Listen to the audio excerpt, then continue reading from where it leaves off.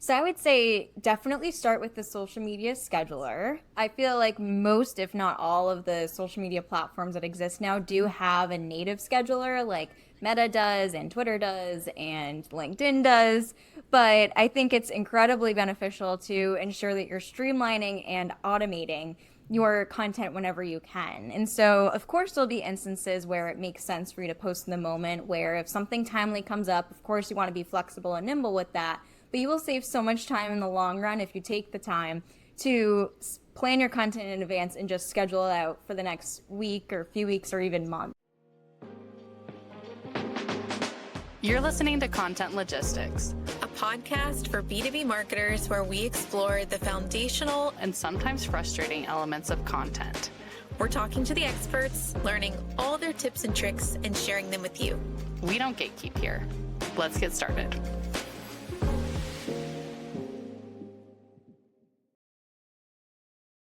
Hello, and welcome back to another episode of Content Logistics. I'm Dalian, and I'm here with my co-host, Bailey. We have a really exciting episode for you today. We have Ashley Mason on our show, who's the founder of A Dash of Social, which is a content marketing agency that specializes in social media management, blog content, and email marketing. She works closely with clients to help them execute value-driven marketing strategies designed to establish thought leadership, grow online communities, and drive brand awareness. We had an awesome conversation with Ashley, and we really got into some fun stuff, especially towards the end. Today, we're going to be talking about how to tap into your C-suite's personal brand to drive awareness for the company, specifically how you can share their brand on LinkedIn and potentially other social media channels. This is something really important. I think we're all seeing it across social media. It's a great way to connect on a more personal level with potential clients and your current clients. So let's get into it. My first question is, why is this important? And how can companies encourage their leaderships to make the most of a social media platform? So first and foremost, when an individual joins a company, they have already likely spent several years building up their personal network and their personal connections that they're hopefully connected to on LinkedIn. And so these people are also hopefully within the same industry that these individuals are looking to kind of connect with, or they might be ideal clients or customers or users for their company. And so being able to marry both the corporate LinkedIn page and then also the personal LinkedIn profiles helps to expand your audience and ensure that you're connecting with people one-on-one. So these LinkedIn profiles are kind of like an untapped gold mine where you already have people who are actively engaging with your personal content and following you along on your career journey. You might as well show what you're up to within the company that you're currently employed under.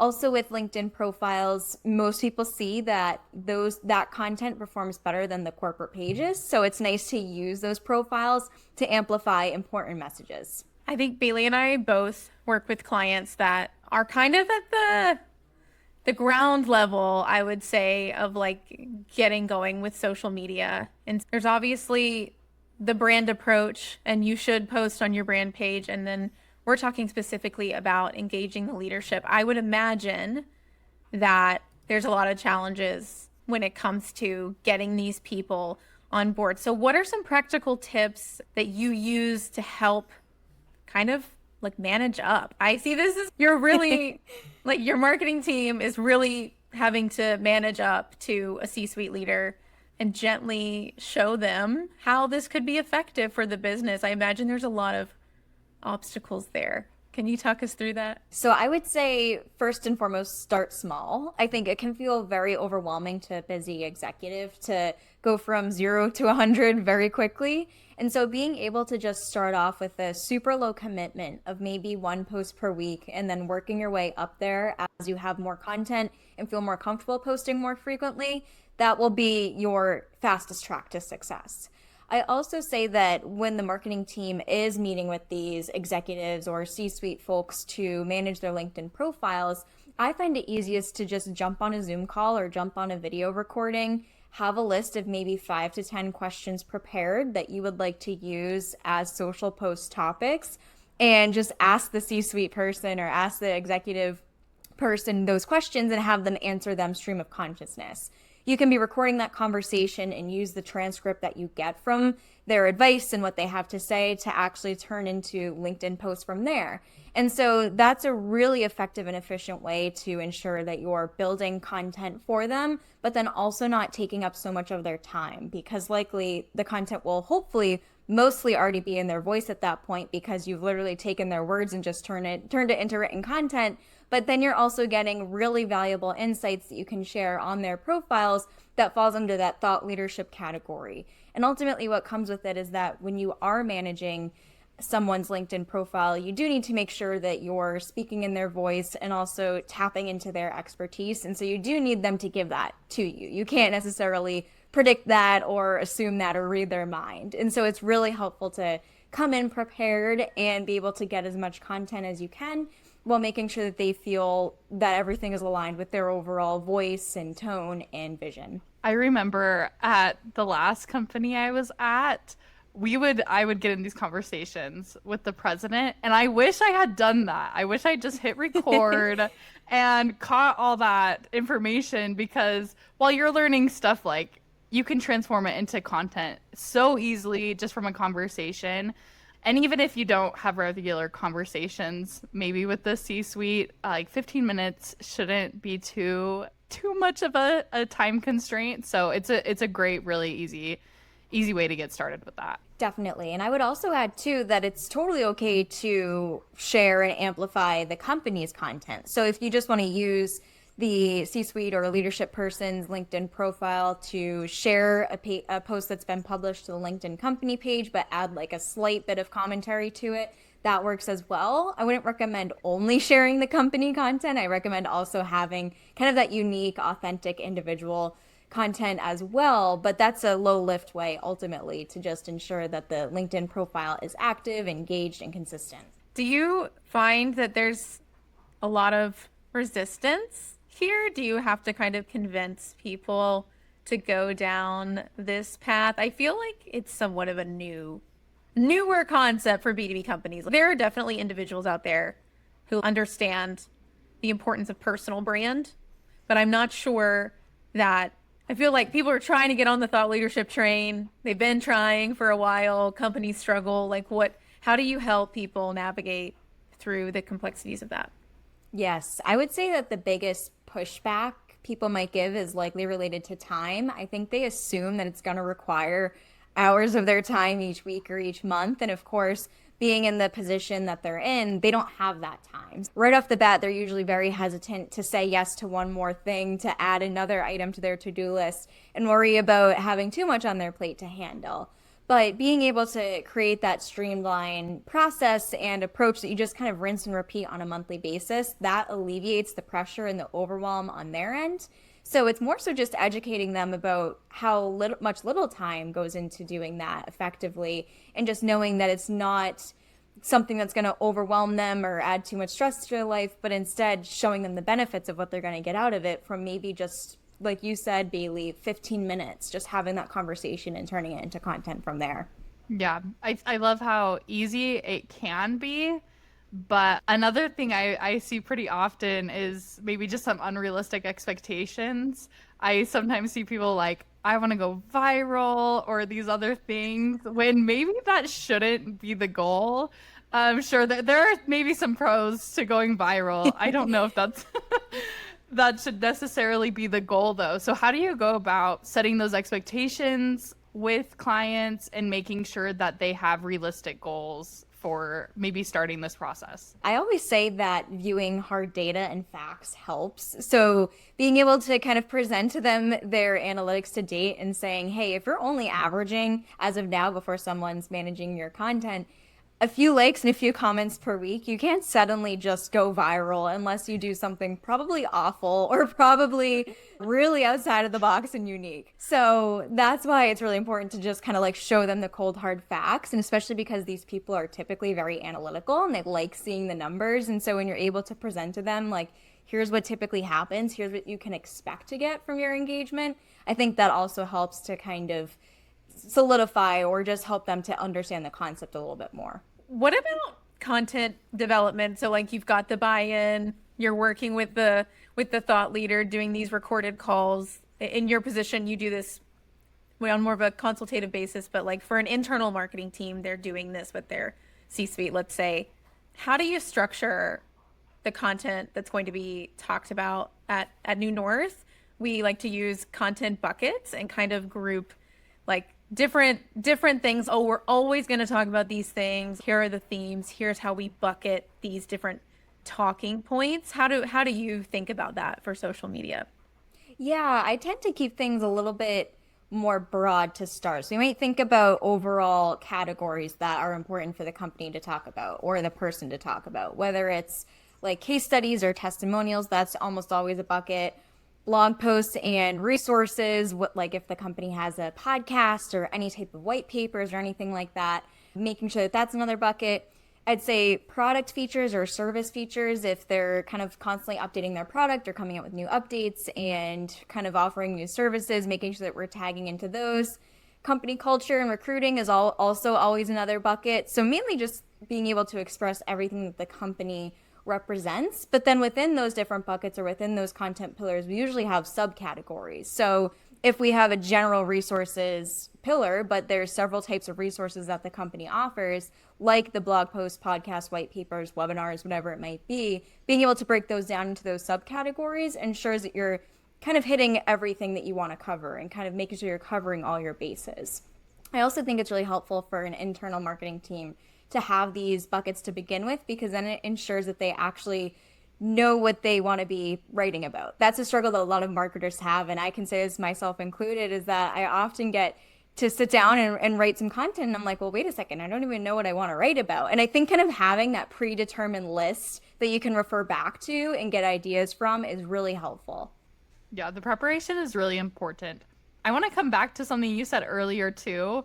For the C-suite, it might only take 15 minutes of their time, but the time it takes you to actually write those posts, I know is going to be a lot more than that. There is an art to writing good content. And while you're pulling a 15-minute conversation, like we really need to give you kudos and say, you're doing a great job putting that into great content. It is taking a lot more time than just that conversation. I would say it all relates back to what I mentioned earlier of making sure you have that transcript.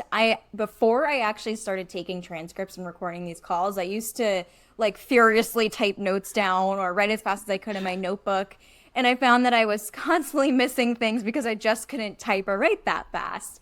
And when you're being able to just record someone's conversation candidly, you also get an idea for how they speak or phrases that they might use. And that helps to ensure that you have that personal touch. I found that once I started recording stuff, it cut down my time drastically because I wasn't trying to bring content out from memory. I actually had it right there in front of me, and it really just came down to editing. I would just have to kind of copy and paste and cut and be able to edit the transcript that I had and really package it up nicely into a caption or whatever piece of content that we're turning it into. And it just made it really easy to have all the information right there. And then you also are ensuring that the facts are checked, especially with a company where they might mention stats or might mention something specific that you want to make sure is 100% accurate before posting. You have their words right there in front of you. You can ensure that what you're posting is accurate and is factual. Yeah, absolutely. We do a lot of, we record every conversation that we have at New North pretty much for the most part. And, you know, doing the work of then using those conversations to create content out of it. You know, that's, as Bailey was saying, that's where the real work comes in for the content marketers and social media managers and things like that.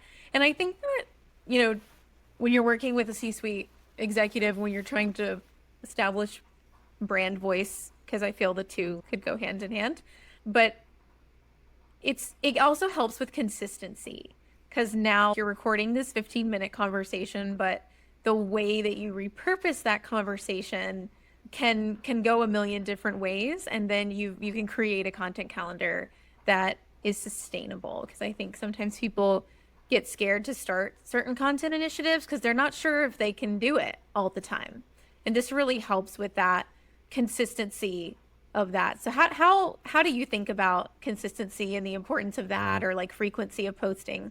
I have always believed that consistency is so much more important than frequency. So even if you're not posting every day, if you're at least consistently showing up and posting once per week, that's what's really what matters. Then people will kind of get into the groove of seeing your one post every Monday or whatever day it might be, and they know to look out for it because they've seen you show up time and time again. And then as your schedule allows and you feel more comfortable with content creating and feel like you have a lot of content to write and produce, then you can increase the frequency or the cadence from there. But being able to just go right off the bat with having all the posts on all the platforms every single day of the week is going to feel really overwhelming if you're doing it for yourself or by yourself. And that's what will lead you to just kind of giving up completely because you're going to hit burnout because you're trying to do too much at once. Kind of dip your toes in the water and feel comfortable with it, and then be able to increase your cadence or frequency from there.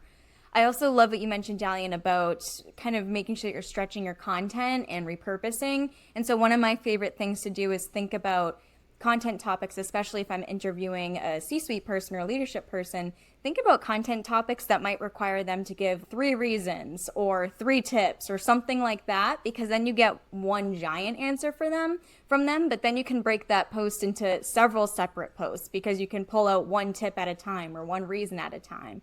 And so I think kind of thinking strategically about how to stretch your content and get as much use out of it as possible can do so much for you and help to ensure that you have more content to use in the long run. We like to say the same thing sometimes a million different ways. Try it different ways until you figure out what sticks with your audience. I wanted to add too, we had one of our clients, so we produce a lot of podcasts or just shows for our clients. And it's one of my favorite ways to make content just because you start with a conversation and then it can get repurposed in so many different ways. But this client, they just started once a month a show, and they started interviewing just people internally for this show. And then it grew from that to like their whole strategy. They started interviewing potential clients, and now they're doing this show. It's an every week show, and it's really helping them to connect with their clients, potential clients, and it's feeding their social channels. So if you can find a way, and I understand podcasting is not for everyone. It's maybe not like the best way for everyone to make content, but if you can find a way that works for you to connect with your clients or potential clients, it really can feed a lot of these different channels. And especially coming back to the C-suite, they might not have time to do those interviews with other people, but just getting started, getting some traction there, and then growing just from those simple beginnings. Something that we talked about in our pre-call before this meeting that I actually don't hear a lot of conversation about. So I'm interested to talk about this for a minute, but it's partnerships and like collaborating with other brands and thought leaders on social media, like doing a LinkedIn Live. There's a lot of ways to experiment, but how would you help a company like find the right partner or structure mutually beneficial collaborations? I always recommend thinking about, one, of course, the products or services that you offer, who your ideal clients or customers are, and then think about the types of people or types of company that would service those same people that you're looking to have as your ideal client or customer base. So an example of that would be a client that I worked with, which is they actually started a product company, and they created the first ready-to-drink lactation support tea for new parents. And so we had thought about the types of professionals that would be great to endorse the product or would be great for just being able to create co-created content ultimately. And so that led to us thinking of pediatricians and lactation support consultants and even mother's rights attorneys and so many different professionals that we could find a way to do like a webinar or do like a joint blog post or even just like a collaborative social media post, since Instagram has made that really cool feature in the past, I don't know, probably 6 months or so. I can't remember exactly when they launched it, but being able to just collaborate with these different professionals can ensure that you're getting seen in front of their audience and in front of their followers. And those people are hopefully seeing the content that you're producing, getting interested in what it is that you have to offer and how you help, and then following you and staying connected with you.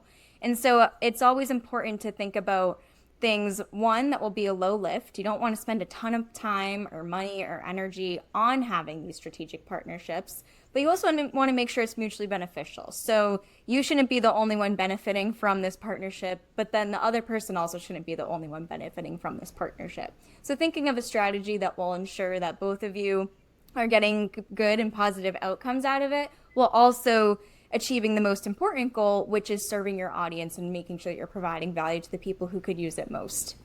Yeah, that's really cool. I was thinking about it this morning that like hosting a show or having a podcast or starting a community, whether that's for your brand, your personal brand, or your company's brand on LinkedIn or any social platform, it's like the new networking. Like it's, people used to go to networking events and now we sit at home behind our computer screens and but you can't make friends if you don't put yourself out there still. You can't make those connections. And I've just been thinking about that all day today. So funny that we're having this conversation. But I just feel like it's another selling point to do it and try it. And just why not? You've got absolutely nothing to lose. Seriously, especially because when you're meeting with people online or doing like the virtual collaborations, you're not limited to a specific geographic region or anything like that. Like you have free reins of whether you want to work with someone in another state, in another region, like in another country, if you're international. I mean, there's no bounds, which I think opens up several opportunities, and it's really powerful to think about that. Yeah. Yes. I'll take the at-home collaboration. It's a lot more comfortable. I can be with my dog. It's great.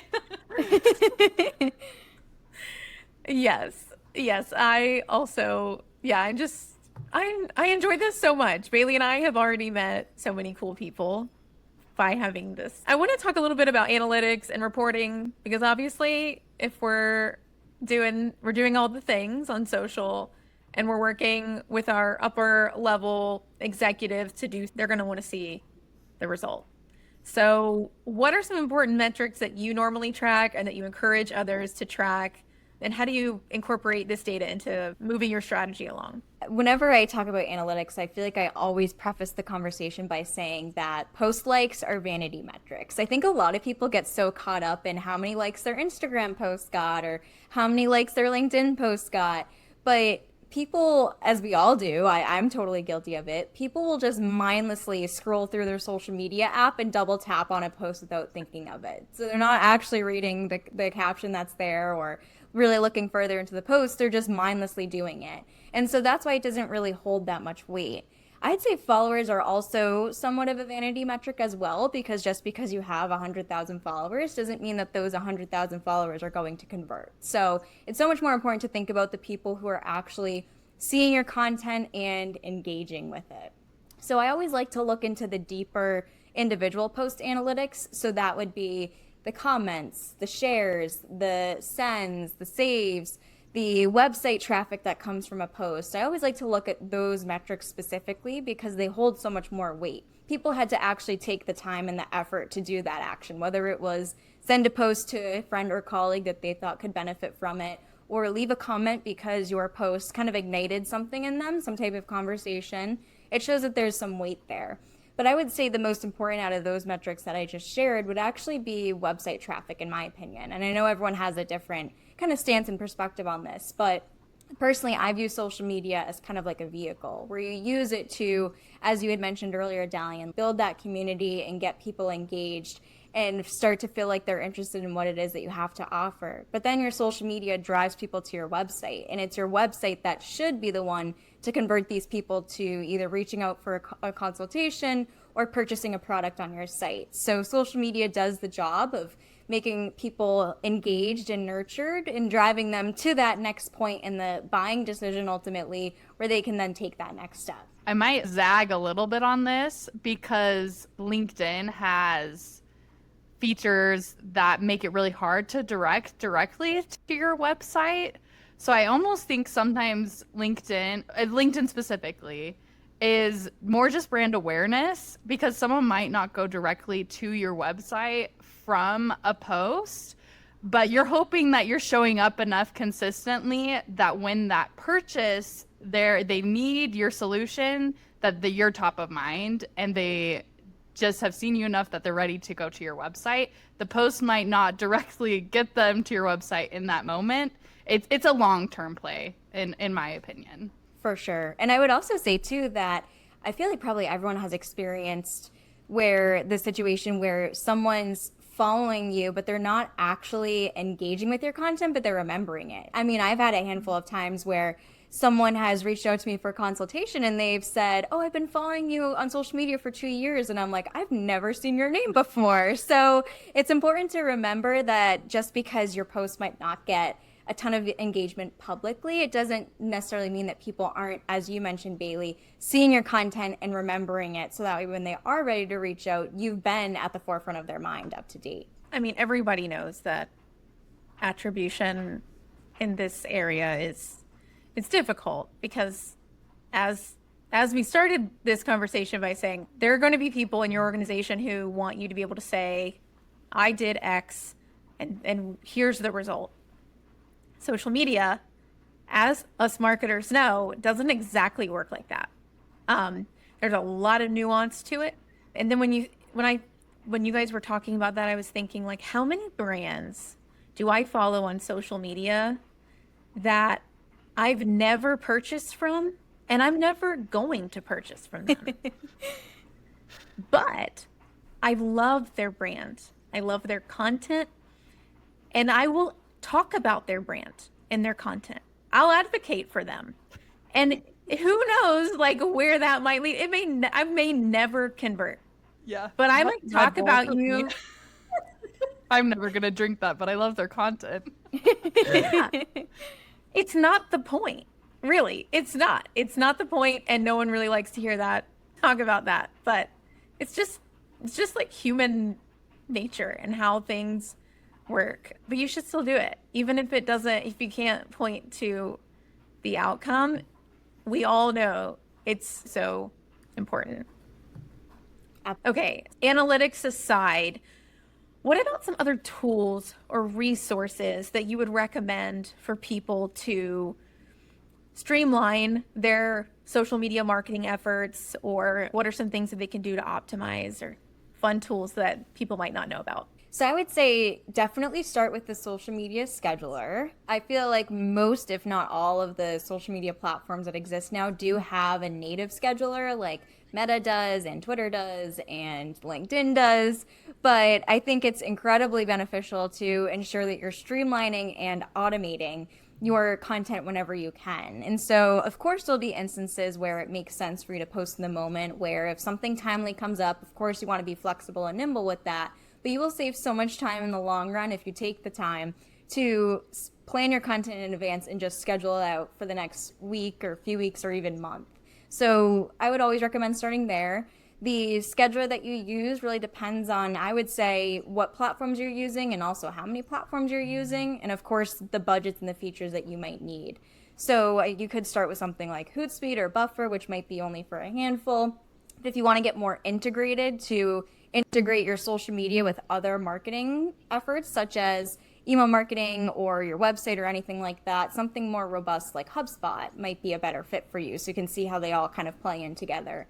But I always recommend kind of maybe starting out with a few, signing up for a few free trials and testing the water, so to say, to see what really sticks for you and works for you from there. So I'd say social media scheduler.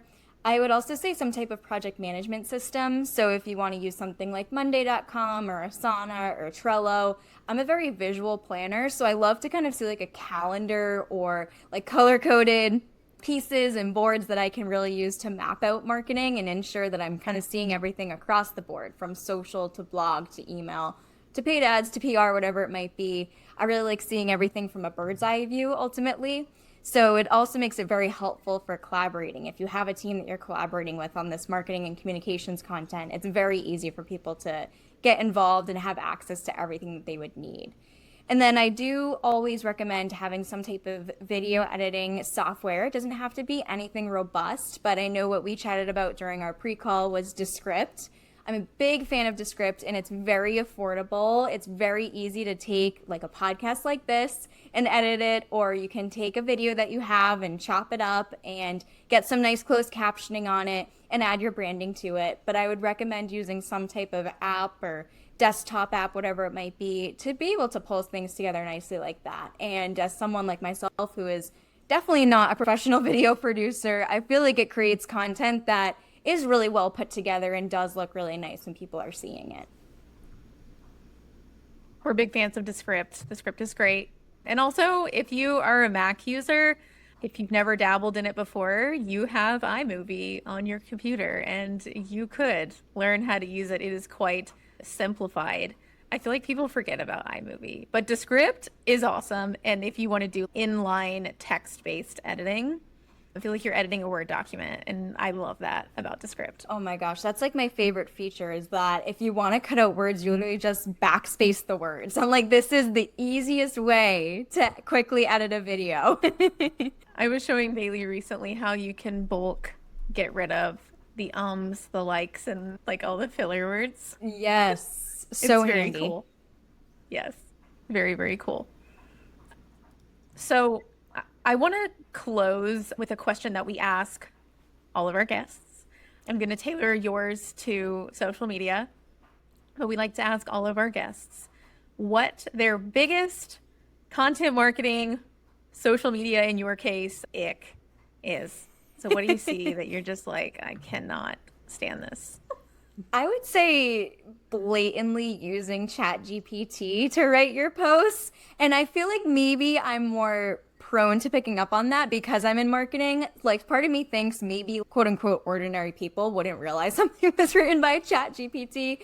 But I can identify it right off the bat because it's the emojis and it's the asterisks and it's the really like fluffy words that no one really uses in their real conversations. I would say along with that, that doesn't mean that you can't use ChatGPT to create content, but I would say definitely make sure you're editing it and accounting for your own voice and tone and values within that. Use it as a starting point, not as the end result. So that's probably my ick. It's just knowing right off the bat when something is ChatGPT produced. My favorite thing is hopping on Facebook and seeing those images that are so obviously made by AI and all the comments of older people with no clue that it's AI. Oh my gosh, I know. They're like, oh my gosh, that poor child. And it's, do you not see the child's 7 fingers on that hand? Yeah. That is such a good one. Oh my That's goodness. honestly. Yes, that's a great one. And we have had others say a similar ick. The content marketers definitely have their eye out for the AI generated content. Yeah, I'm not sure if everyone else is picking up on it, but the content marketers, we see you out there. Yeah, we know. We know. That's really funny. Thank you, Ashley, so much for coming on the show. We really appreciate your time and you lending your expertise to our audience. Is there anything else that you want to close this out with? Yeah, I would say when it comes to marketing or even social media specifically, just get started. I feel like when it comes to social media, a lot of people face paralysis analysis where they just feel so overwhelmed about all the platforms that are available to them and all the tools they can use and where do they even start with content. And that's actually what prevents them from just getting started in the first place, is they just don't know where to begin. So I would always recommend just diving right in and just getting started and working your way up from there. Pick a platform, get started. Bailey and I are we're 100% behind the just get started mentality. I'm glad you shared that. Thank you so much again for your time and expertise. We really appreciate it. Of course. Thank you both for having me. One last thing. Sorry, Ashley, where can people find you? Sorry. Oh, of course. Thank you. You can find me at dashofsocial.com. And then you can also find me on social media. I'm very active on Instagram, so that's Dash of Social there. LinkedIn under my name, Ashley Mason. And then feel free to follow me on Twitter as well. My handle is Ash Jean Mason. Perfect. Thank you so much. We'll see ya. Thank Thanks for listening to this episode of Content Logistics. If you enjoyed listening, you can follow Content Logistics wherever you get your favorite podcast. Or access all episodes at marketersindemand.com. Bye.